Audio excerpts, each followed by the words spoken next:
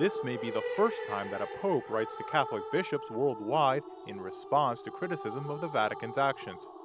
Benedict XVI sent the letter to 5,000 bishops around the world, in which he explains why he lifted the excommunication of 4 traditionalist bishops, ordained by Marcel Lefebvre in 1988, without papal permission.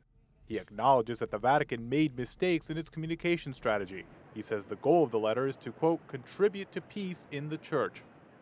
Benedict XVI reached out to the Society of St. Pius X, following the advice of the Gospel.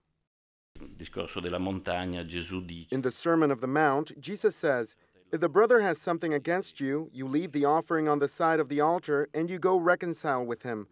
There is a very strong sense of commitment in response to a commandment of the Lord in seeking reconciliation.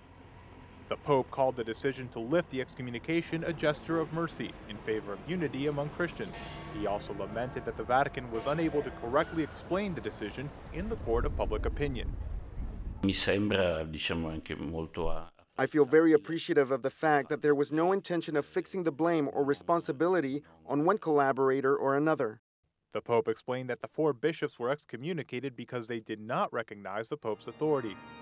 Since 20 years had passed and they now did recognize papal authority, the excommunication was lifted. But they and their followers remain outside of the Church because they do not accept Catholic doctrine on religious freedom, ecumenism, interreligious dialogue, and collegial government.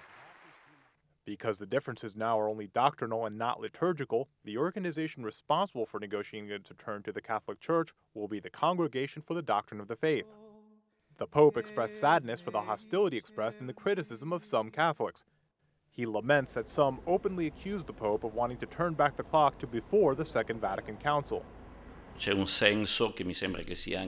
I feel that in the letter there's a sense of humility and an admission of responsibility with regard to the bishops.